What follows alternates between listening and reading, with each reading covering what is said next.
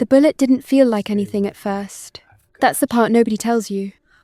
You always imagine it would feel like fire, like being hit by a truck, like your whole world stopping. But when it happened to me, all I felt was a hard shove, like someone pushed me from behind. And then I was on the floor, and I couldn't understand why the marble was so cold against my cheek, or why the screaming had started, or why I couldn't lift my right arm. Then the second one hit, and then I understood everything. Let me go back, because none of this makes sense, unless you know what my life looked like before that night, before the Meridian Grand, before Dimitri Volkov, before I became the woman. I have absolutely no idea how to explain to anyone. My name is Elena Vasic, 25 years old. I grew up between two worlds, my Czech mother's apartment in Prague and my American father's silence. And I landed in Miami the way most people do. Chasing something I couldn't name, running from something I wouldn't admit. I had a tiny apartment in Hialeah, a brother named Milo, who was 17 and diabetic, and the only person on earth I actually lived for, and a job serving cocktails to people who looked through me, like I was made of glass. That was my life, and I was fine with it, mostly.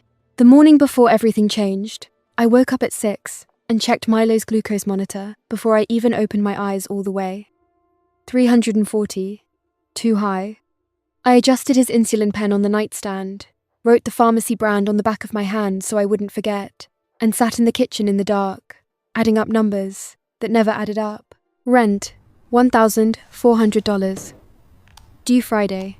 Milo's insulin refill, $800. Due yesterday. My bank account, $312. I stared at that number for a long time. Then I got up, clipped my hair back, buttoned my uniform deep burgundy, the colour of the Meridian Grand server staff, and left for work. Because that's what you do. You get up. You go. You keep everything moving so the person depending on you doesn't feel the ground shaking under them. I had been carrying a key on my keychain for 3 weeks by then. A man had approached me after a late shift, average looking, careful eyes. He said he was a federal investigator and that he needed me to hold something for him temporarily, a locker key, freight terminal 7, nothing dangerous, just sensitive. He slid $800 across the table in an envelope before I could answer. $800, exactly what Milo's insulin cost. I told myself it was nothing, just holding a key. I never opened the locker. I never asked what was inside. I tucked the key into my keychain and tried not to think about it. And for 3 weeks I almost convinced myself it was fine. I had no idea the man was already dead. Killed 2 days after he gave me that key by people who wanted very much to know where it ended up. And I had absolutely no idea that those same people had found me. The Meridian Grand was the kind of place where the chandeliers alone cost more than my apartment building. Collins Avenue, right on the water, the kind of hotel where the lobby smells like money and fresh flowers, and nobody ever raises their voice. I had worked events there for 2 years, and I was good at it, good at being invisible, at anticipating what people needed before they asked, at moving through a crowd without disturbing the air. That night was a closed-door investors' gala. The guest list wasn't public. The security at the entrance had earpieces and no expressions. I checked in with the events coordinator, picked up my tray, and started working the floor. And then, the room shifted. I felt it before I saw it. That change in pressure, when something powerful enters a space. Conversations dropped half a volume, shoulders straightened. Even the music seemed to adjust itself. Dimitri Volkov walked in, and the Meridian Grand rearranged itself around him without anyone saying a word. He was tall, dark suit, no tie. The kind of stillness that doesn't come from being calm, it comes from having absolutely nothing to prove to anyone in the room. His face was the kind of face that would be handsome if it ever fully relaxed. It looked like it hadn't relaxed in years, and beside him, holding his hand, was a little boy, 8 years old maybe, small and serious, with dark eyes that moved around the room like he was memorizing it. He wore a tiny suit jacket that was slightly too big for his shoulders. In his other hand, He held a chess piece, a black knight, worn smooth at the edges, like he'd been carrying it a long time. His name was Sasha, and I didn't know it yet, but that little boy was about to change the entire direction of my life. I was rounding a corner with a full tray when I nearly walked straight into him. He was standing still in the middle of the floor, looking up at the chandelier. I stopped fast, tray tilting the chess piece, slipped from his fingers, and skittered across the marble toward my feet. I crouched down and picked it up. He looked at me, those serious, dark eyes, right at my face. Not through me the way everyone else did. At me, like he was deciding something. I held the chess piece out. Here you go. He took it. Then he gave one single, small nod. Apparently, I had passed some kind of test I didn't know I was taking. I glanced up, and Dimitri Volkov was watching me from 2 feet away. His expression hadn't changed, but he wasn't looking through me either. I stood up, straightened my tray, and walked away. Later, I would think about that moment a lot. How ordinary it was. How I had no idea that from that point on, there was already a man in a server's uniform on the other side of the room, with his hand on a gun, watching me come back from my break, touching his lapel and nodding to someone I couldn't see. I had no idea if the gun was meant for the little boy with the chess piece, or for me. If you're new here, hit that subscribe button, because this story is only getting started. About 40 minutes later, the event was at its peak. Speeches, applause, the gentle violence of classical music, played just loud enough to cover private conversations. I was clearing glasses near the window table, where Sasha was sitting alone, drawing something on a cocktail napkin, while his father talked to a group of men in expensive watches nearby. I noticed the server first, because of his tray. It was empty. At the peak of an event, no server has an empty tray. You always have something glasses to collect, plates to move, something to justify being wherever you are. His hands were too still. His jaw was too tight. I tracked his eyes across the room. They were fixed on Sasha. I don't know how to explain what happened in my body in that next second. It wasn't bravery. I want to be honest about that. Bravery is a choice you make after you've had time to think. This wasn't that. It was something older and faster than thought, something that lived in the part of me that spent every day making sure a 17-year-old boy with diabetes didn't die in our apartment alone. I saw the glint of metal. I moved. I grabbed Sasha by the shoulder and pulled him sideways off his chair as hard as I could. The gun fired. Once, twice. Both bullets found me. The first one hit my left side, below the ribs. The second caught my right shoulder and spun me. I went down on the marble with Sasha underneath me, and I kept my weight off him somehow, kept him tucked under my arm, even as my right hand stopped working, and the cold of the floor came up to meet me. Then, the screaming started. I remember looking up at the ceiling of the Meridian Grand and thinking it was very beautiful, all that gold and light. I remember thinking I needed to call Milo. I remember the sound of running feet and Sasha's voice saying something I couldn't make out because the noise was enormous and getting further away somehow, even though I hadn't moved. Then a face came into my line of sight. Dimitri Volkov crouched down right there on the floor of the most expensive event space in Miami. His suit jacket was open. His expression was unreadable, but his eyes were doing something I had never seen a powerful man's eyes do. He was scared. He said, "Stay with me." Just that. 2 words. Quietly, like it was only for me.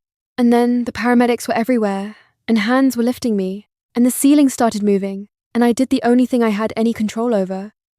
I stayed. I want to pause here and tell you something. Because there's a part of this story that I didn't find out until much later, and it changed how I understood everything that happened next. While I was in surgery, 7 hours of it, Dr. Clara Mendez, removing bullet fragments from my ribs and repairing a collapsed lung and holding my life together with her hands while all of that was happening. Dimitri's fixer Pavel was going through my belongings for security clearance, the way they do when someone unexpected ends up in a private medical facility. And he found the key. Not yet.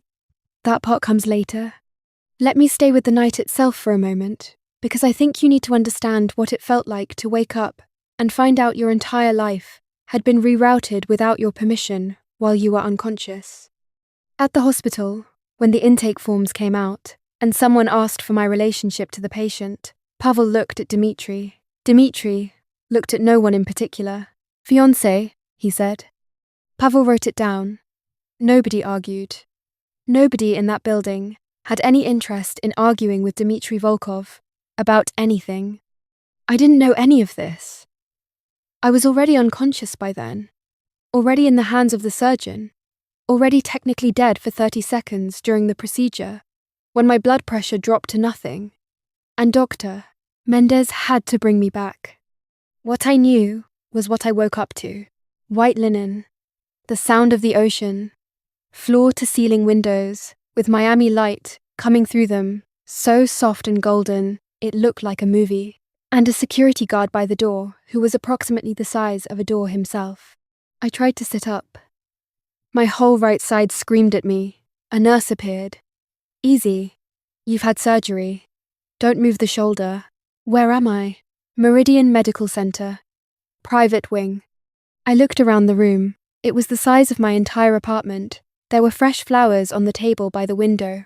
Real ones, not the cheap kind. My uniform was gone.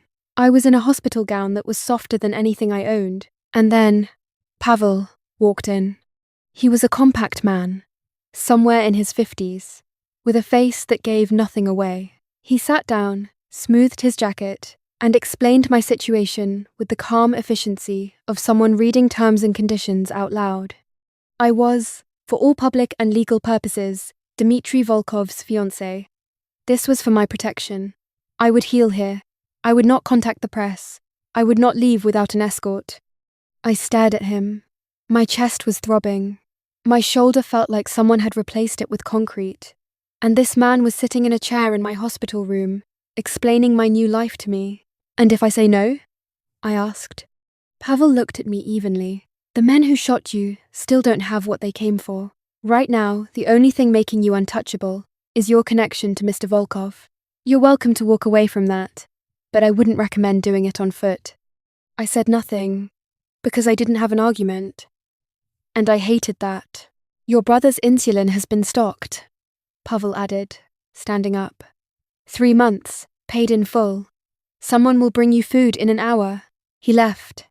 I looked at the ceiling for a very long time. Milo. They had handled Milo. 3 months of insulin. My brother wasn't going to ration doses, or skip days, or lie to me about how he was feeling to keep me from worrying. For 3 months, he was fine. I didn't know whether to cry or scream. I did neither. I closed my eyes, breathed through the pain, and told myself I would figure this out when I could think straight. That evening, Dimitri came. He didn't bring anything. No flowers, no gesture, no attempt to make the room feel less like what it was. He came in, closed the door, and sat in the chair across from my bed, like a man who had decided this conversation was going to happen on his terms, and was simply waiting for me to catch up. He looked at me for a moment. Then he said, "Tell me about the key." My heart stopped. Not the dramatic kind of stopping, the real kind, where your body understands something before your brain does, and everything goes very quiet and very clear. I could lie. He had no proof I knew anything. But I looked at this man who had knelt on the floor next to a cocktail server he didn't know, and told her to stay, and I decided that lying to him was probably the most dangerous thing I could do. So I told him everything, the man after my shift, the money, the $800, that was exactly the amount Milo needed. The fact that I never opened the locker, never read a document, never even Googled the terminal number. I just took the money and held the key, and told myself it was nothing, because I needed it to be nothing. When I finished, the room was very quiet. Dimitri was still watching me with that unreadable expression. Not angry, not cold exactly, just measuring. "The man who gave you that key," he said, finally. "He was already dead when you agreed to hold it.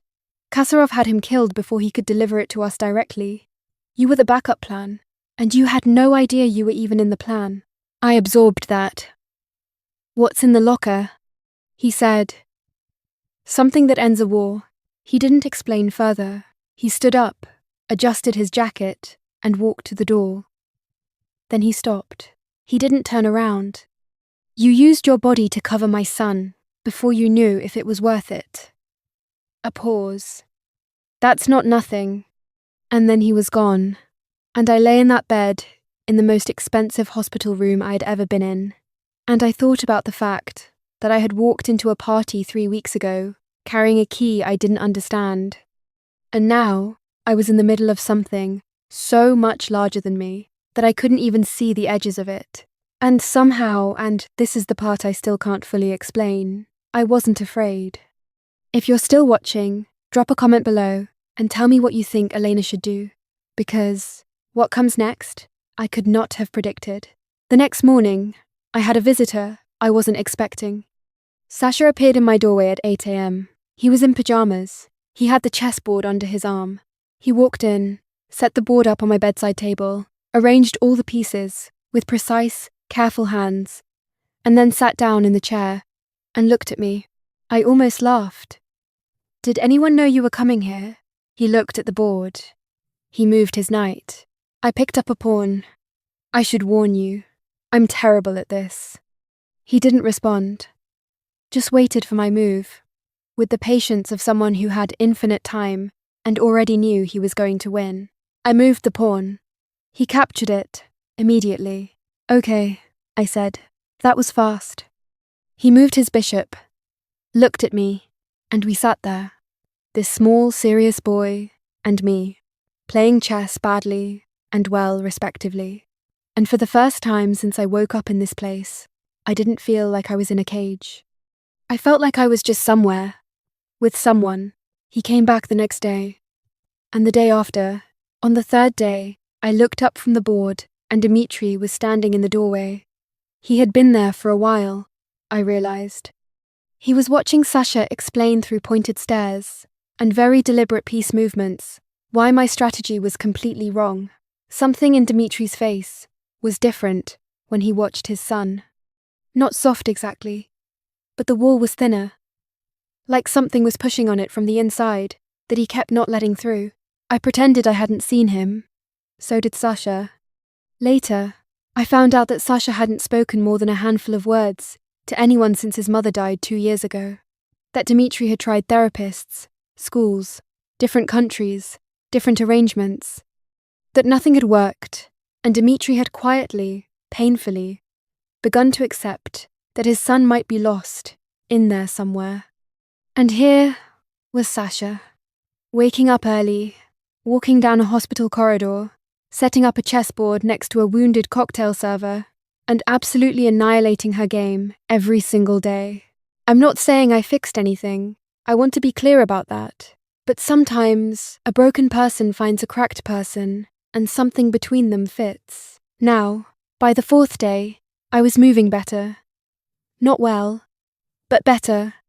And when Pavel appeared with a very careful expression and explained that Dimitri needed to attend the waterfront summit on Star Island in 2 days, and that it would be politically important, and that Dimitri had said I should stay at the estate and rest, I told Pavel to tell Dimitri I was coming. Pavel's expression didn't change. He anticipated you might say that. Then he won't be surprised. He also said to remind you that the people who shot you will be in the room. Good, I said. Then they can see I'm still standing. Pavel looked at me for a long moment. Then he said, very quietly, I'll tell him you're coming. The night before the summit, Dimitri came to the estate terrace, where I was sitting watching the water. He sat across from me, and we were quiet for a while, in the way that had somehow become normal between us. This man who controlled ports and properties, and people, and me, a cocktail server from Hialeah with a key I didn't understand, and 2 bullet wounds still healing in my side. Why are you really coming tomorrow? He said. Because hiding looks like weakness. That's the strategic answer. I looked at him. Because I'm tired of being invisible. I've been invisible my whole life. I moved through rooms, and people looked past me like I was furniture, and I told myself it was fine, it was safe, it was what I needed to be. And then, I was on that marble floor, and you knelt down, and you looked at me. I stopped. Nobody looks at me like that. He didn't say anything for a long moment. "What do you want from tomorrow?" he said finally. "To stand in a room full of people who tried to kill me and let them see they didn't." He studied me. Then he said, "Don't speak unless I introduce you." I nodded. He gave me a look that said he knew exactly what that nod was worth. The summit was held at a waterfront property on Star Island, the kind of house that looks like it was designed to impress people who cannot be impressed. 20 or so men, some women, all of them carrying the specific kind of dangerous calm that comes from years of doing things that don't get discussed. I wore a dark dress that covered most of what needed covering. I moved carefully. Every step still cost me something, but I kept my chin level and my face composed, and I stayed exactly half a step behind Dimitri's shoulder, the way Pavel had quietly coached me, and I watched. Grigory Kasarov found us within 20 minutes. He was handsome, in a way that had probably been useful to him his entire life. Charming smile, easy posture, the warmth of a man who had decided everyone in the room should like him, and had never once been wrong about making that happen. He shook Dimitri's hand. His eyes moved to me the way a person's eyes move to something they've already decided doesn't matter. "Volkov," he said, smiling. "I heard you hired your security from the waitstaff now." Creative approach. Light laughter from nearby. Someone touched their champagne glass. I felt Dimitri go very still beside me, and I thought about Milo checking his glucose monitor, alone in our apartment. I thought about $312 in my bank account. I thought about a locker key on my keychain, and a man who was already dead when he handed it to me. I thought about the marble floor, and the cold, and the 2 seconds that cost me 3 weeks of my life. And I smiled. "Actually," I said pleasantly, "I've always found that the most interesting conversations at events like this happen between the people others overlook. Servers. Freight coordinators." I tilted my head, let a small pause land. Port administrators on the 14 route, out of Cartagena. That particular route on the 4th of last month, for example, logged some fascinating tonnage discrepancies. The champagne glass stopped moving. I watched it happen on Kasarov's face, the exact moment the charm broke. Just a fracture. Just for a second. But every senior man within earshot caught it, because men like these spent their entire lives watching for exactly that. The room went slightly quieter. Dimitri placed his hand at the small of my back. Light, unhurried, like it was the most natural thing in the world. Kasarov recovered. He smiled again, but it was 1 layer thinner than before. "Lovely evening," he said, and moved away. In the car back, Pavel sat in the front seat and said nothing for a full minute. Then, she lit a match in a room full of gunpowder. Dimitri looked out the window at the Miami skyline. She showed him we have the ledgers. Kasarov won't move on anyone now. Exposure is the one thing he can't survive, and he knows we know it. Pavel was quiet again. Then, "You knew she'd do it." Dimitri didn't answer. But in the window's reflection, I could see that the corner of his mouth moved. Just slightly. Just for a second. I pretended to look at my hands. That night was the last night I told myself I wasn't feeling anything. Emotions are inconvenient. Feelings for a man like Dimitri Volkov are not just inconvenient, they are, by any reasonable measure, a terrible idea. I knew what he was. I had seen what he was. The way rooms reorganized themselves around him. The way Pavel made problems disappear before they became problems. The way no one in his circle ever said the word no. This was not a man you fell for quietly. But here is the thing about spending time inside someone's world. About watching a man kneel on marble to talk to a stranger who is bleeding. About watching that same man sit in a waiting room for 7 hours with his sleeping son against his arm, not moving, not making calls, just being there. About seeing the way he stood in a doorway, watching his silent boy play chess with a wounded woman and couldn't quite hold his face together all the way. You start to understand things. Not everything, but things. And if you're still watching right now, subscribe if you haven't, because the ending of this story is the part that stayed with me longest. Late that night, I couldn't sleep. I walked out to the balcony of the estate, slow and careful, holding the railing. The Atlantic was dark and enormous below. Miami glowed behind me, like a city that had decided to be beautiful, no matter what happened inside it. Dimitri was already there. We stood side by side for a minute, without speaking. Then I asked him what happened now. To me. To Milo. To the arrangement. He said Kasarov wouldn't touch me. Not anymore.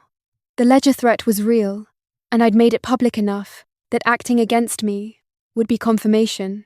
Milo's care was handled. The key had been retrieved, and the contents were in the right hands. He said I could leave. Tonight, if I wanted.